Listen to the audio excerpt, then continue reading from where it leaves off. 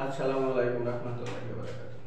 প্রিয় শিক্ষার্থী, আজ আমি এই ক্লাসে ডিসকাস করব টেক কোশ্চেন এর ক্ষেত্রে the roles of some adjective and adverbs. এই টেক কোশ্চেনের ক্ষেত্রে কয়টি অ্যাডজেক্টিভ এবং অ্যাডভার্বের বিশেষ কিছু রোলস রয়েছে, সেই রোলসগুলো নিয়ে। তো প্রিয় শিক্ষার্থী, আজ আর কথা নয়, আমরা আমাদের ক্লাসটি শুরু করছি। many people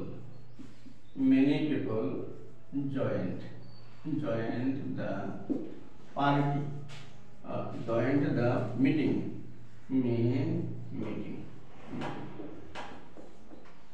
Few people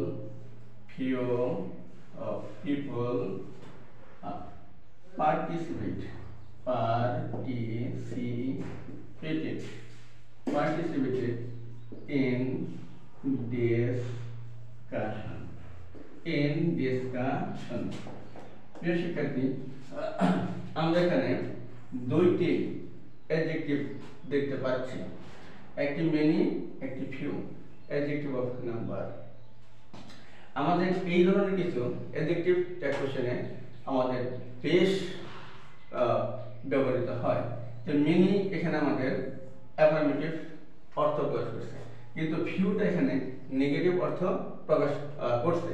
আমরা জানি টেক কোশ্চেনে যদি গিভেন সেন্টেন্স অ্যাফার্মেটিভ হয় তাহলে আমাদের কোশ্চেনটা হবে নেগেটিভ।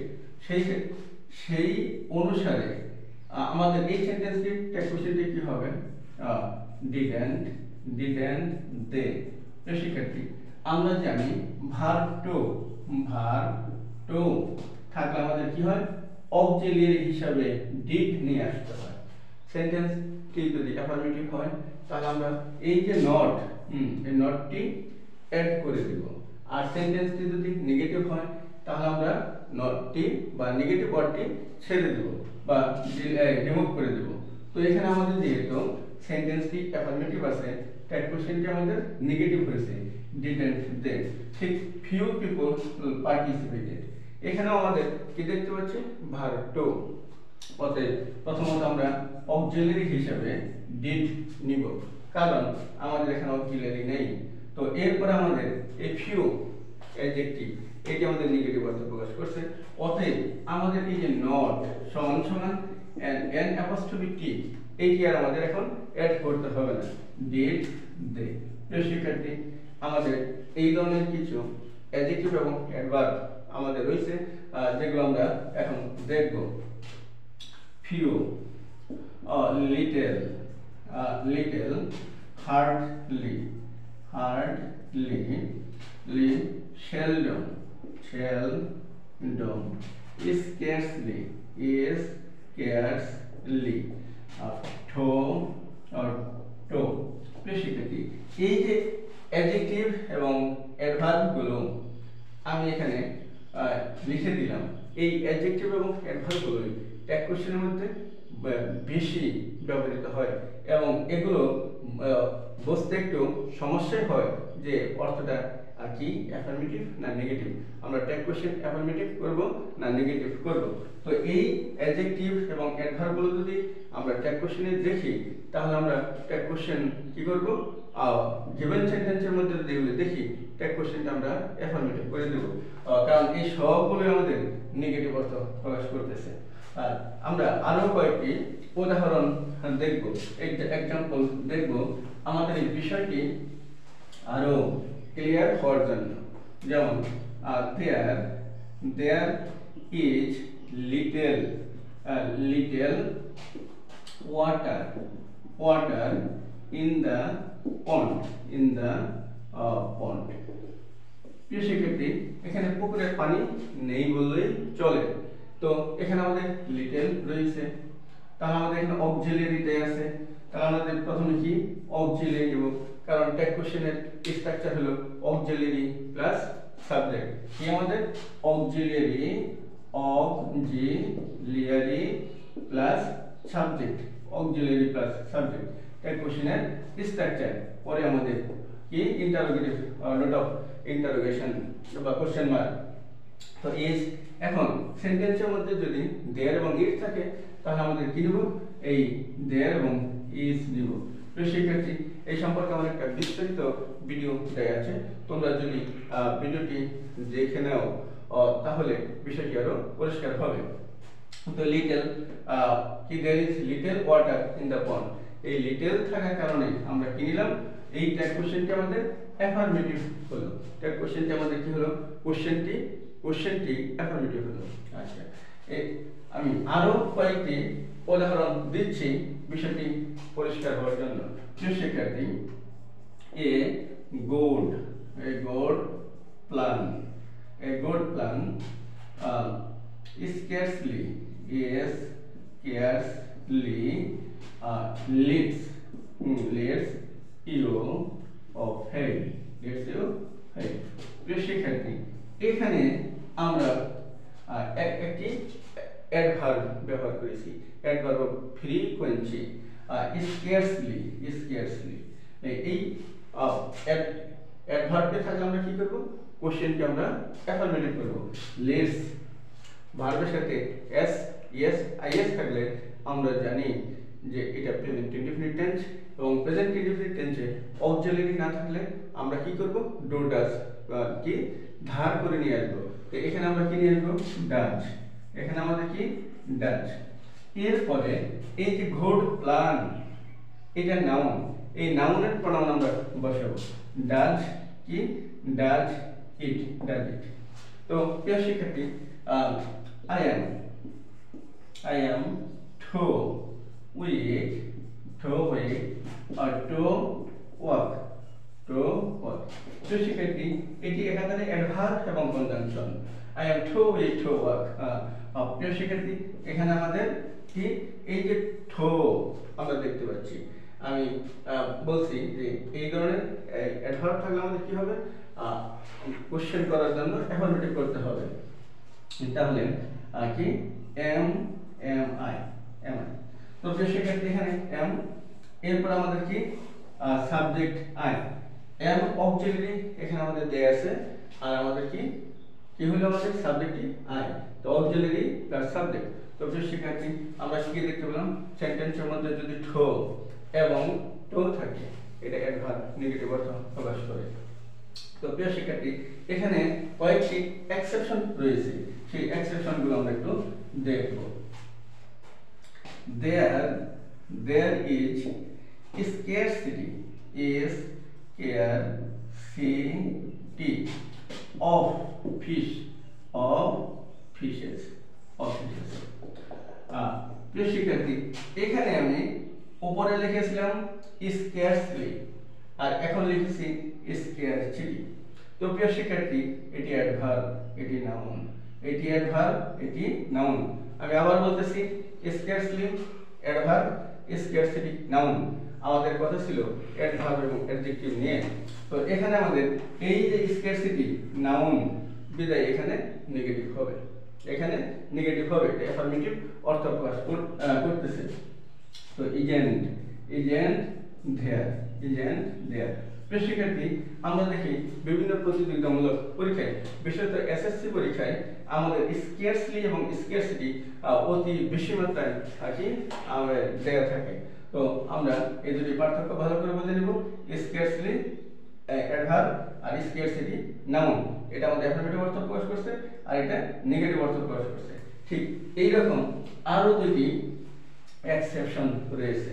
প্রিয় শিক্ষার্থী, একটু পূর্বে আমি লিখেছিলাম ফিউ এবং লিটল, এই দুটি অ্যাডভার্ব থাকলে আমাদের কি হবে, নেগেটিভ অর্থ প্রকাশ করবে।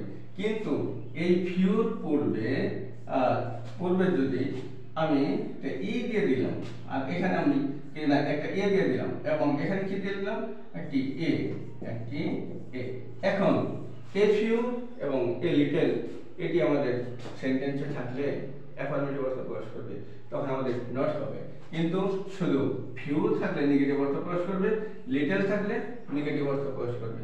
কিন্তু যখন আর্টিকেল এ থাকবে তখন আমাদের অ্যাফার্মেটিভ অর্থ প্রকাশ করবে।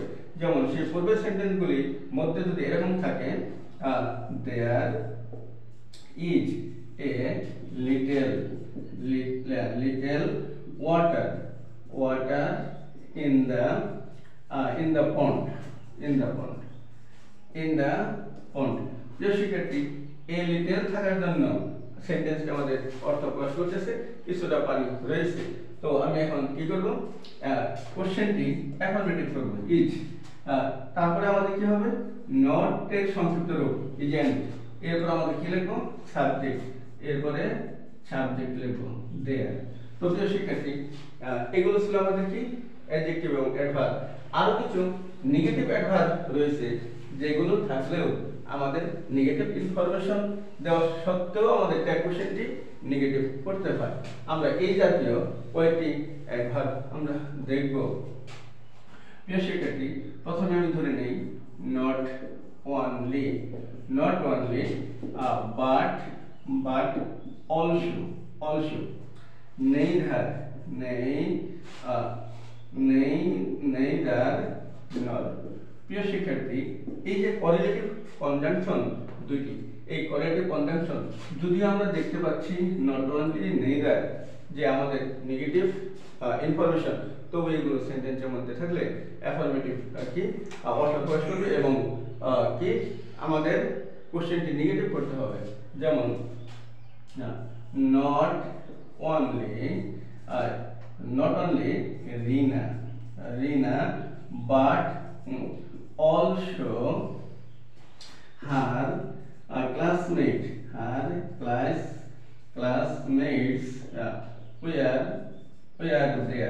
were there. প্রিয় শিক্ষার্থী, এর যে কারণ আমরা অ্যাফার্মেটিভ কোশ্চেন নেগেটিভ কোশ্চেন করব, এর কারণ হলো এই কনজাংশন দুটি থাকলে আমাদের প্রথম সাবজেক্টটি নয়, দ্বিতীয় সাবজেক্ট অনুযায়ী আমাদের ট্যাগ কোশ্চেন করতে হবে।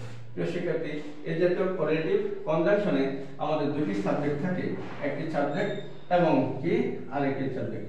তো এখন আমরা কোশ্চেনটি কিভাবে তৈরি করব, we are not there, প্রিয় শিক্ষার্থী, হার ক্লাসমেটস বহুবচন, অতএব এখানে কি হবে, দে হবে। আমি আবার বলতেছি, এই জাতীয় কনজাংশন থাকলে আমাদের শেষের সাবজেক্ট থেকে আমাদের কোশ্চেনটা ট্যাগের সাবজেক্ট নিতে হবে এবং শেষের অংশ থেকে, শেষের ক্লজ থেকে আমাদের ট্যাগ কোশ্চেন করতে হবে। এই জন্য আমাদের এটা কি হবে, এই নেগেটিভ ইনফরমেশন থাকা সত্ত্বেও অ্যাফার্মেটিভ হবে।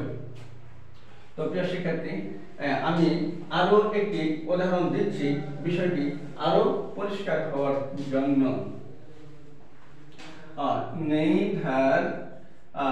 neither you nor she cut the cake.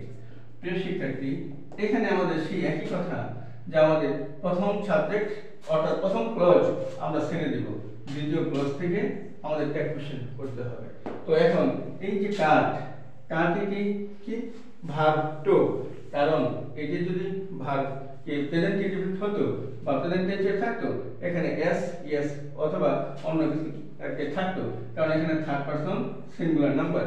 অতএব এটা আমাদের কাট আমরা পাস্ট টেন্স আমরা বুঝতে পেরেছি।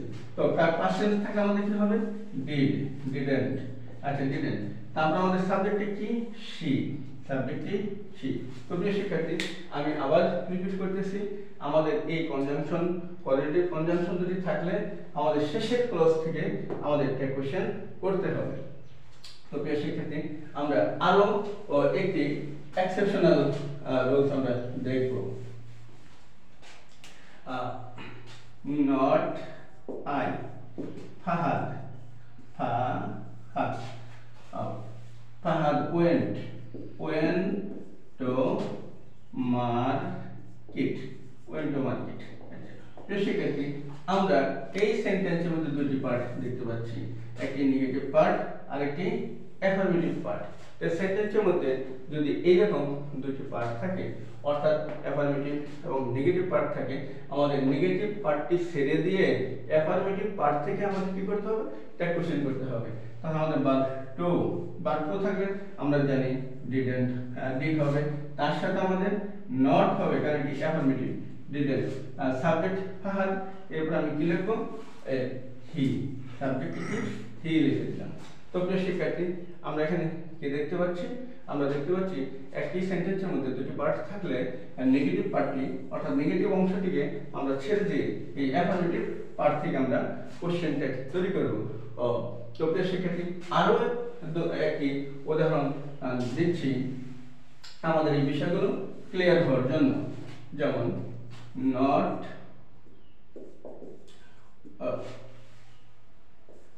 none but the optimist are